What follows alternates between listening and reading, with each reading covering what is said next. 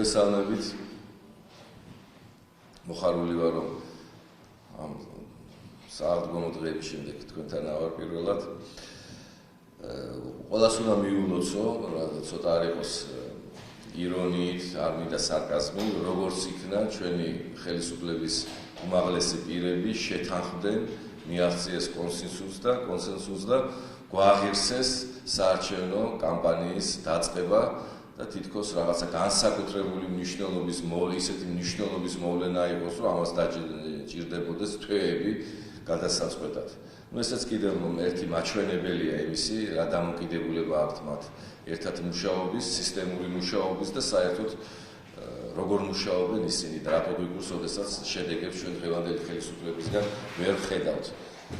ამდენი ხანია ვერ გადაწყვიტეს და როგორც იქნა გუშინ როგორღაც გადაწყვიტეს, რომ იწყება ივნისის თვეში საარჩევნო კამპანია. ეს არის ცოტა არ იყო სასაცილო.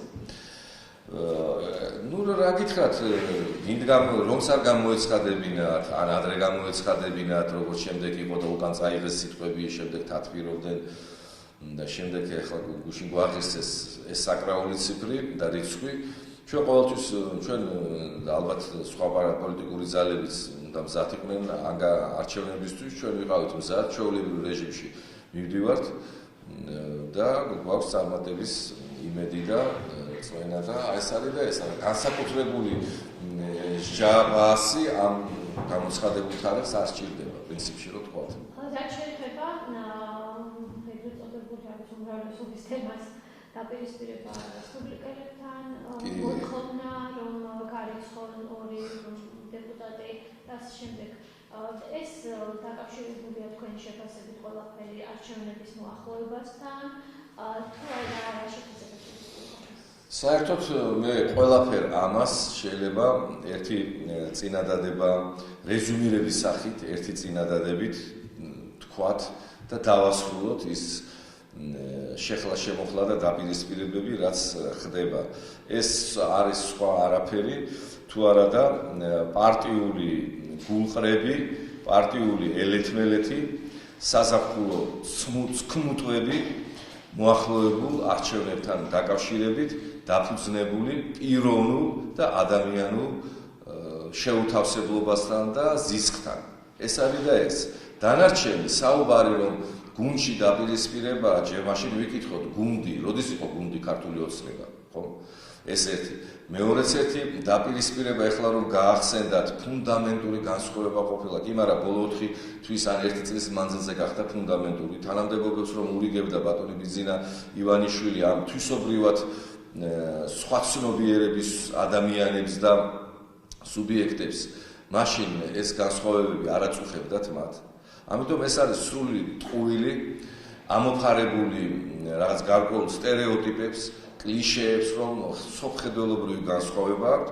უბრალოდ თქვენ კითხვას უბრუნდებით, ეს არის არჩევნების მოახლოებასთან დაკავშირებით, სიების ჩამოყალიბებასთან დაკავშირებით, ministrobიდან წასვლა, დარჩენა, გაგდება, არ გაგდების საკითხებთან დაკავშირებით, ვარშავის სამიტის წინ დაკავშირებით, ესეთი ფეთება, პოლიტიკური ფეთება და სამწუხაროა, რომ როდესაც ქვეყანას აქვს უამრავი პრობლემები, რაც საყოველთაო აღწერის ციფრებმა, ამ კოშმარულმა, საგანგაშო ციფრებმა დაადასტურა ქართული გენოფონდისა და დემოგრაფიული მდგომარეობის, კატასტროფული მდგომარეობის შესახებ და ის რომ საქართველოს მოსახლეობა თითქოს გვიმტკიცებს ეს ხელისუფლებას და წინაც რომ აღშენებლობისკენ მივდივარ და სინამდვილეში 15%-ით შემცირდა ეს ოფიციალური ციფრები და უფრო მეტად.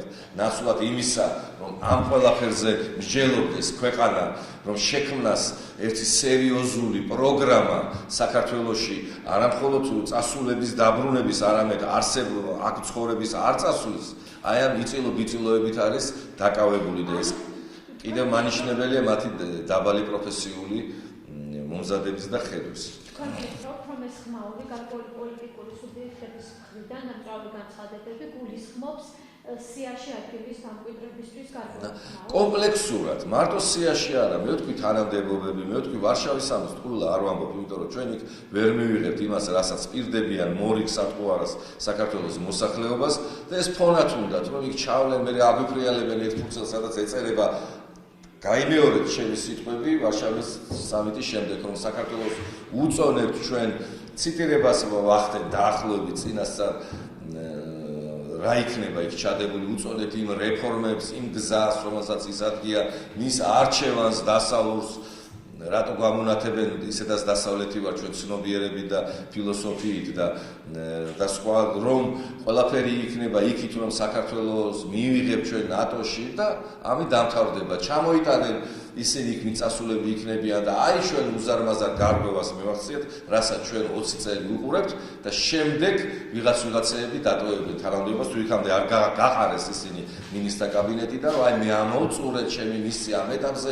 საქართველოს მოუტანე ეს და დიდი შედეგებს მივახციეთ, ეხლა გავდივარ არჩევნებზე. ეს ღაპრებია, რასაც ჩვენ უყურებთ წლების მანძილზე და მე ვგონებ მათი ოჯახის წევრების გარდა, ვინც ამ ცუნდრუკითა დაკავებული არავის აღარ შეერა. ეს იქნება, რეალურად ეს იქნება. ალიანსის თემაზე გარკვეული პოლიტიკური ფიგურების მხრიდან შეფასებები თითქოს ტერიტორიული თლიანობის ათმობაზეა საუბარი. დგას რეალურად ეს საკითხი? არანაირად არ დგას, ეს არის სრული არაპროფესიონალიზმი.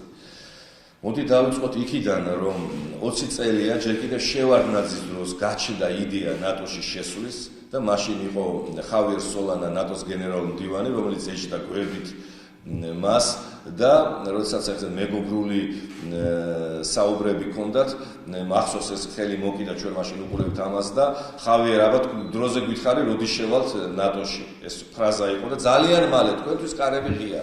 იმ დღიდან დღემდე არაფერი არ გაკეთებულა ამ კუთხით. რატომ?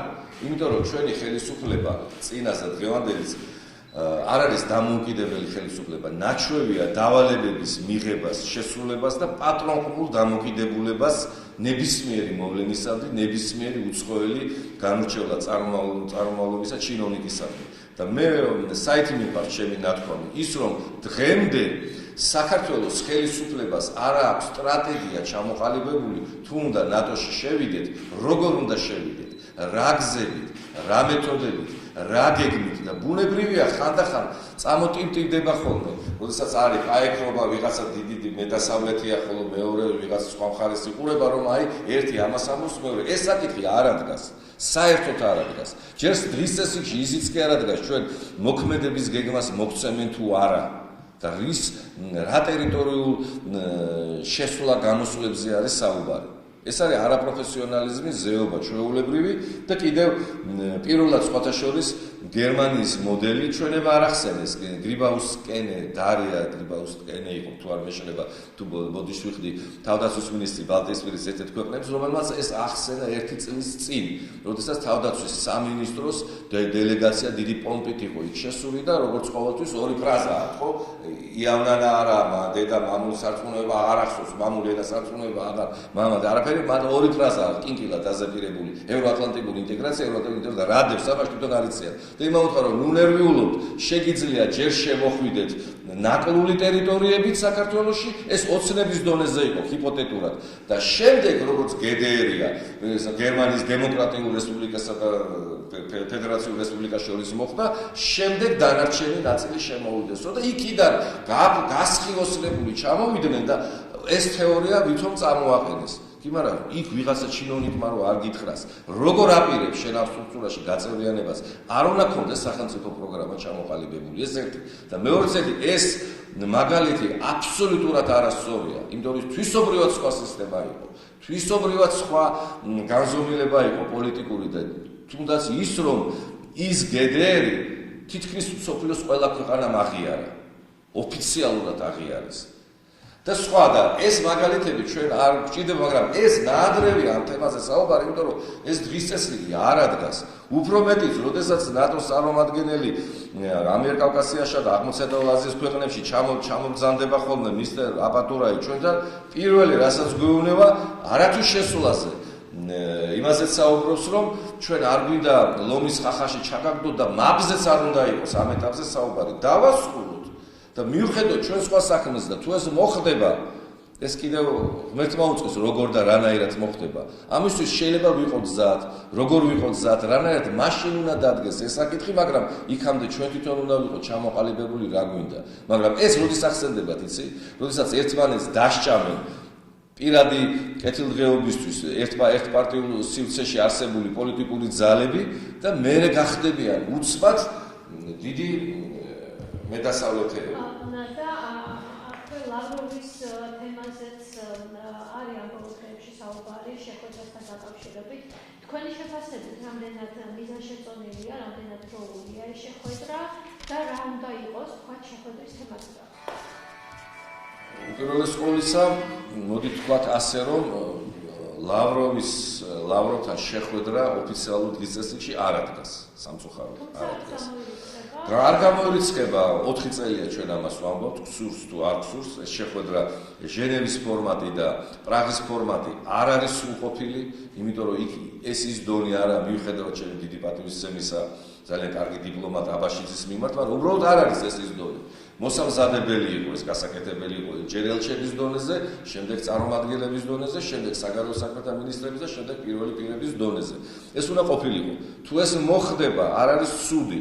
მაგრამ და აუცილებელიც არის, იმიტომ რომ სოფლიო ისტორია, კაცობრიობის ისტორია, ტერიტორიული მთლიანობის გადაწყვეტის ორი გზა იცის. ერთი ძალადობით დაკარგულის, ძალადობით დაბრუნების, ძალიან რთული არის, საერთოდ რთულია და მეორე დიპლომატიური, მრავალრაუნდიანი, მრავალწლიანი მოლაპარაკებები, ურთიერთდაინტერესება, პოლიტიკური ვაჭრობა, გაცვლა, გამოცვლა.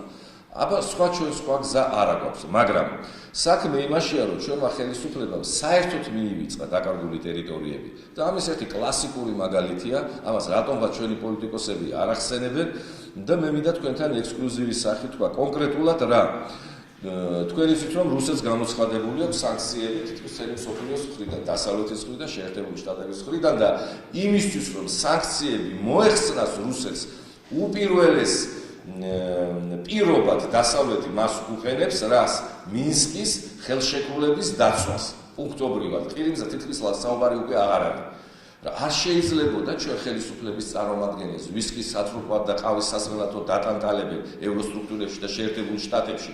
ეს საკითხის დღის წესრიგში ჩაედოთ, რა 2008 წელს ჩვენ უფრო დიდი დანაკარგები არ ქონდა ვიდრე უკრაინას, რა ამ ხელშეკრულების დადების დროს სარკოზი რო ჩამოვიდა ევროსტრუქტურები არ მონაწილეობდნენ. ამაშია საქმე, რომ ამ ჩამონათვალშიც კი ვერ მოახვედრა ჩვენმა უდგეურმა ხელისუფლებამ და უმოქმედო ხელმძღვანელობამ ეს საკითხები, თორემ იქნებოდა იქაც ის ჩამონათვალი. სანამ შენ არ აღიარებ მინსკის საკითხებს, სანამ საქართველოსთან დადებულ ხელშეკრულების მუხლობრივ გარანტიებზე არის საუბრები, მაგრამ აღარ ადარდებთ ეს საქართველოს საკითხები. იმიტომ რომ ჩვენ არ გვადარდებს და როცა შენ არ გაწუხებს შენი ტერიტორიების საკითხი, რატომ უნდა მოთხოვო შენს ევროპელ თუ ამერიკელ მეგობრებს? აი ამაშია საკითხი და ამიტომ ვამბობთ ჩვენ რომ დღის წესრიგში აუცილებლად უნდა ყოფილიყო რუსეთთან შეხვედრა და მეორე ეს პრიმიტივიზმი მორიგი ქართული პროვინციულ-დაბიური პოლიტიკური პრიმიტივიზმი, რომ შევხვდეთ რას მოხსენს. დამისახელეთ ხელში მოლაპარაკება, სადაც წინასწარ მომლაპარაკებელი გეუბნება, ოღონდ მოდი და ყველაფერს გაგიკეთებ, რა ჩვენი ტანკები და ჩვენი ბაზებია მოსკოვთან ახლოს თუ პირიქითაა და ჩვენ აყვავს იქ ტერიტორიები შემოერთებული თუ რუსეთს. ანუ თავია შეხვედრა შედგეს. დაიწყოს შეხვედრა, რომელიც მრავალი წელი შეიძლება აქ შეიძლება იყოს საუბარი ჯერ ელემენტარული. უმაღლეს დონეზე რომ მოხდეს შეხვედრა, იმის მოგვარება მაინც შეიძლება, რომ მავთულ ხლართების გაბმა აღარ იყოს. მეტრობით რო იწევა საზღვარი ეს შეჩერდეს. ჩვენს გაჭირებულ მწყემსებს ხელისუფლების უილაჯობით მიტოვებულებს აღარ მოიტაცებენ. ეს რაღაც ერთი ეტაპი. მე საუბარი იყოს ტოლვილებთან დაკავშირებით, გალსში დაბრუნებაზე, სხვა და არ იმზრევიან ესენი. მარტო იმანეს თქვა, ამანეს თქვა, იმანეს თქვა, ამანეს თქვა. ჩვენი ხელისუფლება არის არასამთავრობო უილაჯო, უმოქმედო, დეგრადირებულ არასამთავრობო ორგანიზაცია ჩამოყალიბებული, რომელსაც არაფრის თავი არ აქვს გარდა პრემიების და ხელფასების გამოწერის და ეს დადასტურდა. თუნდაც იმაში, რომ იმ ჩამონათვალში, რასაც რუსეთს თხოვს დასავლეთი, ანუ ჩვენი მეგობარი ქვეყნები ერთი მუხლობრივად არ არის შეტანილი საქართველოს ტერიტორიულ მთლიანობასთან დაკავშირებული სამაჩაბლოს და აფხაზეთის პრობლემატიკა და ჩვენი ტოლვილების პრობლემატიკა და ამათ რა უნდა მოთხოვო?